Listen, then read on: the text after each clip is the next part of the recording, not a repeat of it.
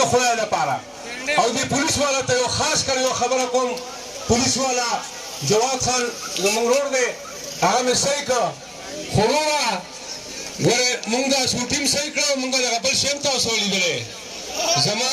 زما وروره مونږ ګوره هېڅ نه وو، خو ګوره که د شوټینګ ګزار چا وکړو نو قسم په خدای نه د ملاوه سره خبره هغه وی زه چې قبر ته لاړ شم او انکیر منکیر راشي او هغه وایي چې ما ربک رب د څوک دی، نو زه به ورته وایم چې غزار کوم غزار به کوم، نو غزار کوئ او غزار به کوم په ژوند یې ښیي.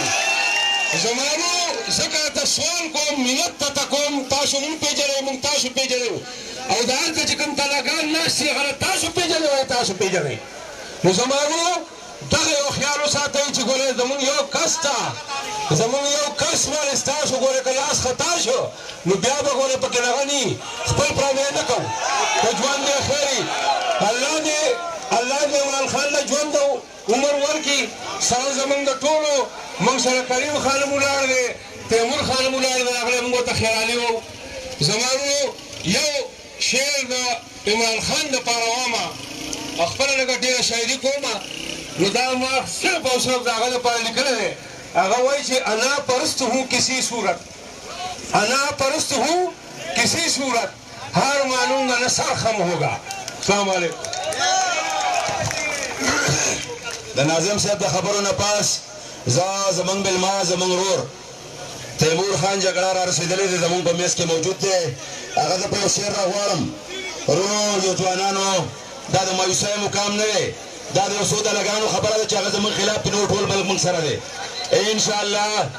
انشاءالله جیت زمونږ دی او کامیابي زمونږ ده. عمران بنګش صاحب ته زه هرکلی وایم، عمران بنګش صاحب ته زه هرکلی وایم، د خپلو خیالات په اظهار هم وکړئ.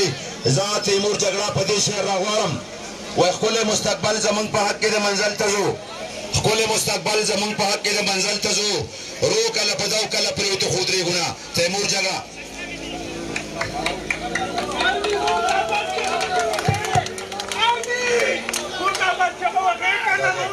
ये जो दहशतगर्दी है, ये जो दहशतगर्दी है, ये जो दहशतगर्दी है, ये जो दहशतगर्दी है, ये जो मारामारी है, ये जो दहशतगर्दी है, ये जो दहशतगर्दी है.